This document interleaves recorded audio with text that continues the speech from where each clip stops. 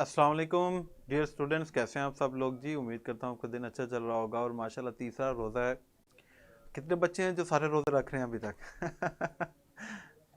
ज़्यादा रोज़ा जो है वो वैसे इतना मुश्किल तो नहीं है। छुट्टियां हैं स्कूल से, तो आप जो है वो अपनी खूब अपनी नींद पूरी कर सकते हैं और आपने घर में बैठ के बस क्लासेस लेनी है। और बड़े मज़े मज़े के हमारे लेक्चर्स होते हैं।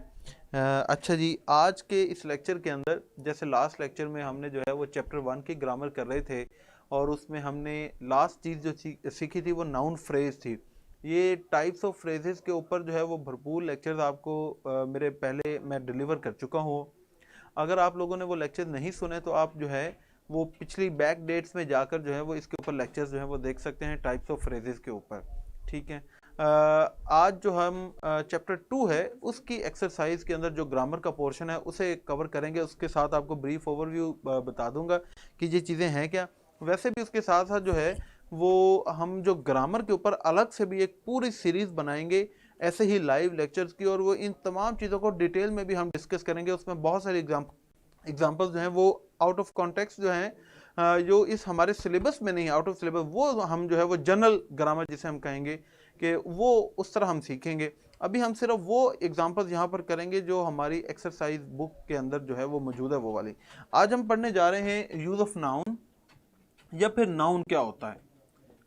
ये तो आप सब लोगों को पहले मैं काफी दफा बता भी चुका हूं, आपको पता भी है कि नाउन क्या होता है कि नेम ऑफ अ पर्सन,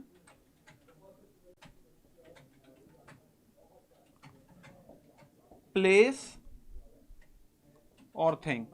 किसी शख्स, किसी जगह या किसी चीज का जो नाम होता है उसे हम क्या कहते हैं, उसे हम नाउन कहते हैं। ठीक है। अब हमारे पास यहाँ पर एक एक्सरसाइज है कि form a noun from the given words and use the nouns in sentence. तो अब मैं जो गिवन वर्ड्स हैं इनमें से हम नाउन्स बनाएंगे और फिर इन नाउन्स को हम सेंटेंसेस के अंदर जो है वो यूज भी करेंगे। हमारे पास पहला वर्ड है गैदर। देखो गैदर वर्ब है, जमा होना। तो अब इसका इस ये जो जमा होना है इसका एक नाम भी तो है ना। ठीक है। इज्तिमा जिसे हम कहते हैं गैदरिंग, ये वर्ड हमने पढ़ा था ना, गैदरिंग। एक हमारे पास वर्ड है सिंबॉलिक। सिंबॉलिक का मतलब है अलामती, एडजेक्टिव। लेकिन इसका एक नाम भी तो है ना, अलामत जिसे हम कहते हैं सिंबल। एक हमारे पास वर्ड है प्रॉस्पर, फलना फूलना। लेकिन इसका एक नाम भी तो है ना जिसे हम कहते हैं खुशहाली, प्रॉस्पेरिटी, खुशहाली। एक और हमारे पास वर्ड है डेकोरेट, आरास्ता करना, वर्ब। लेकिन इसका एक नाम भी तो है ना, खूबसूरती, डेकोरेशन। ठीक है, आराइश। एक वर्ड है हमारे पास एनकरेज, अगेन वर्ब है, हौसला देना, हिम्मत बंधाना। तो इसका एक नाम भी है, हिम्मत, हौसला, एनकरेजमेंट। तो ये वाले जो पोर्शन है ये हमारे सारे नाउन्स हैं। Name of a person, place, thing. किसी चीज का नाम, किसी जगह का नाम, या किसी शख्स के नाम को हम क्या कहते हैं, उसे हम कहते हैं नाउन। तो हमारे पास डिफरेंट वर्ड्स हैं, उसको हमने जो है वो नाउन के अंदर आगे कन्वर्ट किया। अब हम आगे जो है वो इन नाउन्स के सेंटेंसेस बनाते हैं।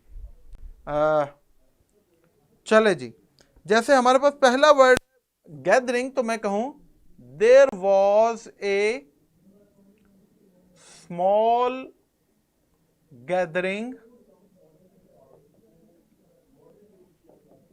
इन द विलेज। गांव में एक छोटा सा इज्तिमा हुआ, गांव के अंदर जो है वो थोड़े से लोग जो हैं वो जमा हुए। अगला वर्ड हमारे पास क्या है, सिंबल, अलामत। तो मैं कहूं फ्लावर्स आर सिंबल्स ऑफ, या सिंबल ऑफ कमिंग स्प्रिंग। फूल जो हैं वो आने वाली बहार की अलामत हैं। तो यहां पे ये हमने सिंबल यूज कर लिया, ये गैदरिंग यूज कर लिया। अगला वर्ड है हमारे पास प्रॉस्पेरिटी। तो मैं कहूं कि in Chinese language the word या फिर आप जो है वो न्यूमेरिक भी यूज कर सकते हैं। The word 8 means prosperity. Chinese language के अंदर हमने चैप्टर में पढ़ा था ना कि लफ्ज 8 का मतलब क्या होता है, प्रॉस्पेरिटी। अच्छा जी, ये कौन है? अब्दुल्ला कह रहे हैं मैंने सारे लेक्चर्स पढ़े लेकिन फ्रेजेस का जिक्र नहीं है। अच्छा अब्दुल्ला, अगर मैं आपको ढूंढ दूं तो फिर ठीक है, ये तो मैंने इतनी डिटेल जो है वो टाइप्स ऑफ क्लॉजेज और टाइप्स ऑफ फ्रेजेस ये दोनों करवाई हुई हैं। खैर चलें आगे चलते हैं जी। अगला हमारे पास वर्ड है डेकोरेशन। तो इसको हम कह सकते हैं Ali beautified his home with plenty of decoration। ठीक है, डेकोरेशन। अली ने अपने घर को जो है वो बहुत ज्यादा जो आरास्ता करने वाली चीजें हैं उससे उसने अपने घर को खूबसूरत बनाया, तो यहां पर ये डेकोरेशन आ गया। अगला वर्ड हमारे पास क्या है? एनकरेजमेंट, हौसला अफजाई। तो हम कह सकते हैं कि डल स्टूडेंट्स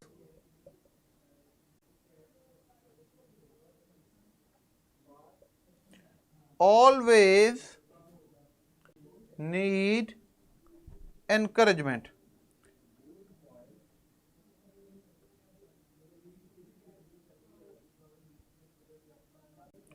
जो डल स्टूडेंट्स होते हैं उनको हमेशा जो है वो हौसला अफजाई की ज़रूरत पड़ती है।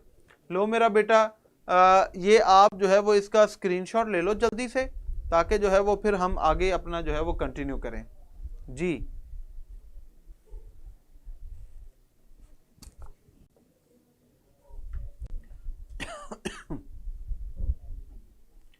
अच्छा जी मेरा बेटा, सब ने स्क्रीनशॉट ले लिया। चले अब मैं इसको मिटाने लगाऊं, फिर इसके बाद आगे चलते हैं हम। ये हमने नाउन कर लिया और हमने मुख्तलिफ वर्ड्स जो हैं उससे हमने नाउन बनाए और हमने उनके अब सेंटेंसेस बनाए। ये ले लें स्क्रीनशॉट, ये आपके काम आएगा। पेपर में एक्सरसाइज के अंदर से ही सारी जो है वो चीजें आती हैं। चलें आगे देखते हैं कि हमारे चैप्टर में ग्रामर से रिलेटेड और क्या क्या है।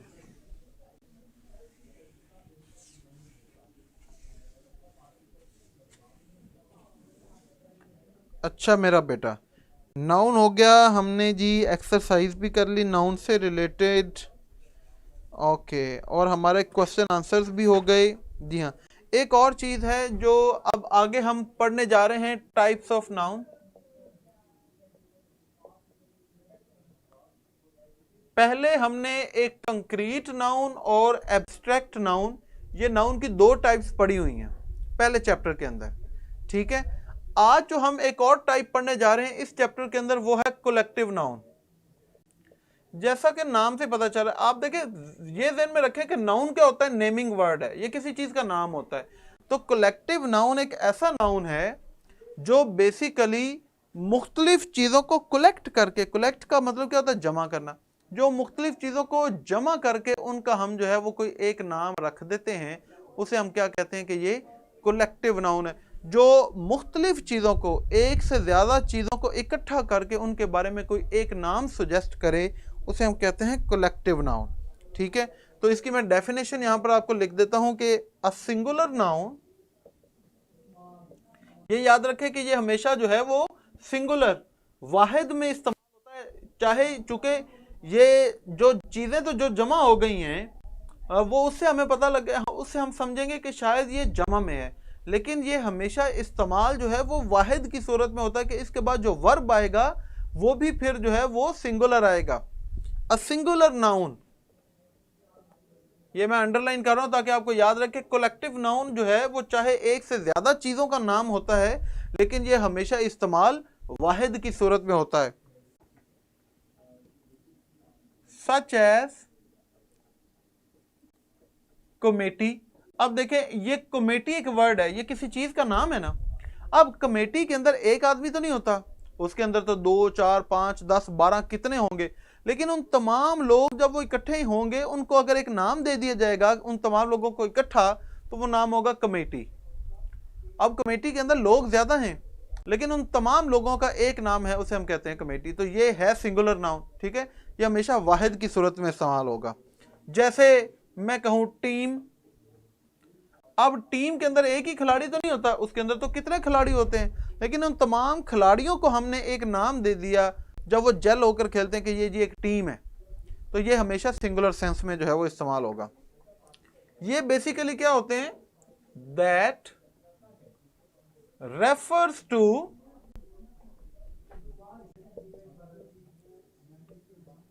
group of people, that refers to a group of people, animals or things, is called collective noun।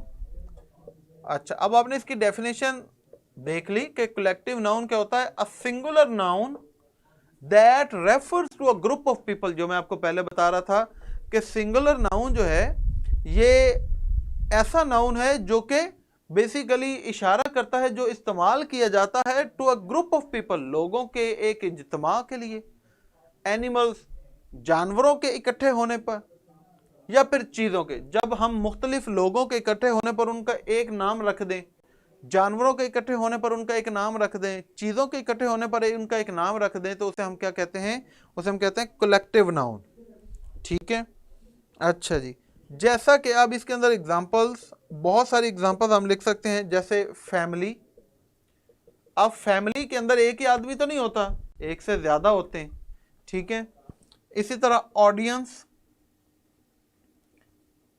सामीन, सुनने वाले। अब सुनने वाले एक ही तो नहीं है, एक से ज्यादा हैं, तो उसे हम क्या कहते हैं कि, लेकिन उन सब के लिए हमने एक वर्ड यूज कर लिया। इसी तरह क्लास, अब क्लास के अंदर एक ही बच्चा तो नहीं है, एक से ज्यादा है, लेकिन सब के लिए हमने एक वर्ड यूज कर लिया, क्लास। इसी तरह गैंग, अब गैंग के अंदर एक ही वर्ड तो नहीं है, अब वो गैंग के अंदर तो कई लोग होते हैं, इश्तिहारी, जो भी बुरे, जो जिस तरह भी, उन सब को मिलाकर हम जो है वो एक गैंग का वर्ड जो है वो यूज कर लेते हैं।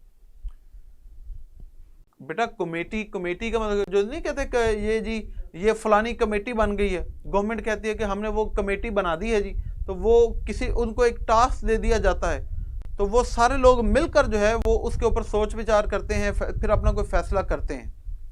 ठीक है, इसी तरह हमारे पास वर्ड है क्राउड, हजूम। अब हजूम के अंदर एक आदमी तो नहीं होता, कितने ज्यादा होते हैं, लेकिन इन सब को जो है वो हम एक वर्ड जो है वो असाइन कर देते हैं। इसी तरह हमारे पास वर्ड है क्रू, जो ये हवाई जहाज पर या बहरी जहाज पर होता है, क्रू। अमला, अब अमले के अंदर एक ही आदमी तो नहीं होता, एक से ज्यादा होता है, लेकिन इन सब के लिए जो है वो हम एक वर्ड यूज कर लेते हैं। तो ये सारे बेसिकली क्या हैं, ये कलेक्टिव नाउन है। ठीक है, इसी तरह जैसे हर्ड ऑफ कैटल, मवेशियों का जत्थड़। अब वो उसमें एक ही मवेशी तो नहीं होता, उसमें कितने ज्यादा होते हैं, लेकिन उन सब को हम जो है वो एक वर्ड बोल देते हैं, हर्ड। इसी तरह fleet of ships,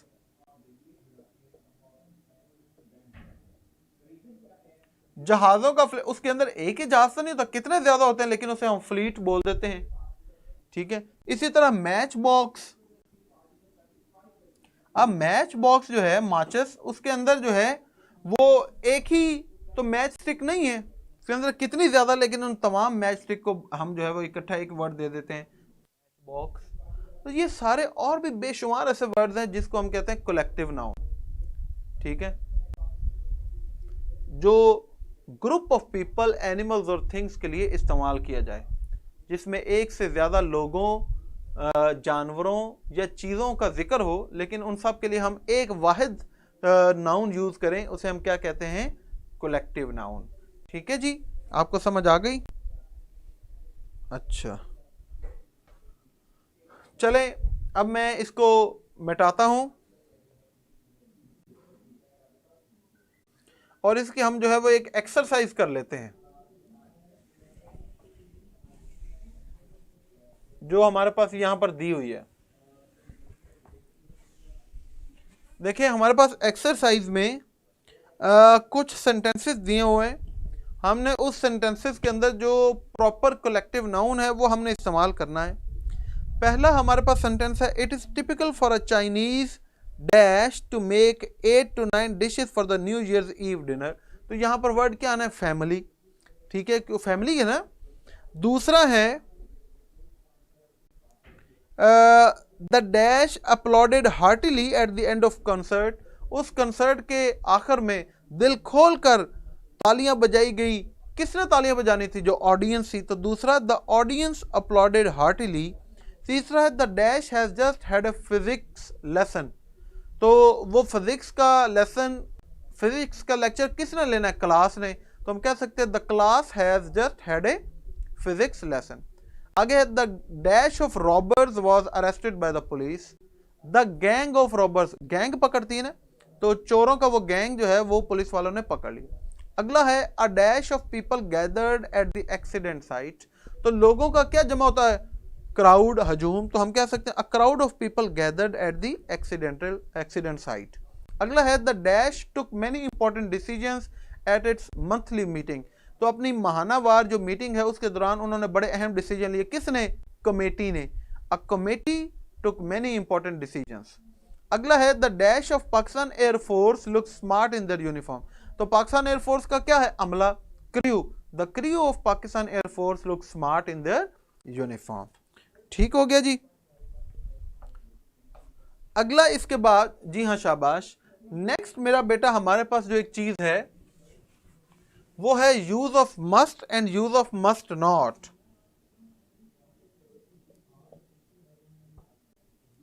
use of must और मस्ट नॉट।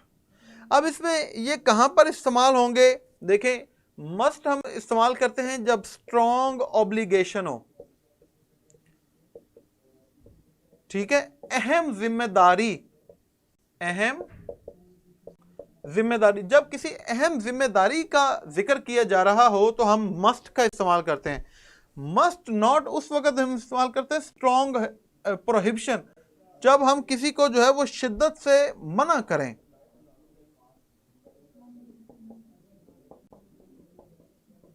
प्रोहिबिशन, शदीद ममानत। जब कोई अहम जिम्मेदारी का जिक्र हो तो मस्ट, जब कोई शदीद ममानत का जिक्र हो तो तब फिर मस्ट नॉट। एग्जाम्पल करते हैं, जैसे कि मैं कहूं she must not eat so much. उसे इतना ज्यादा नहीं खाना चाहिए। अब देखिए मैं बेसिकली इसके ऊपर जो है वो जोर डाल रहा हूं, उसे बड़े फोर्सफुली उसे रोक रहा हूं। मस्ट नॉट कि तुम्हें किसी भी सूरत जो है वो इतना ज्यादा नहीं खाना चाहिए। उसके बाद एक और सेंटेंस है जी कि students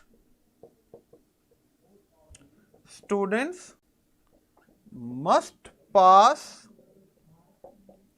the examination to go to the next class. तालिब इल्मों को हर सूरत, इसके अलावा कोई चारा नहीं है, इसके अलावा मुमकिन नहीं है, ये एक अहम जिम्मेदारी है, must pass the examination to go to the next class. तो यहां पर जब हम अहम जिम्मेदारी या जिसके बगैर कोई चारा ना हो तो हम उस वक्त जो है वो मस्ट का इस्तेमाल करते हैं।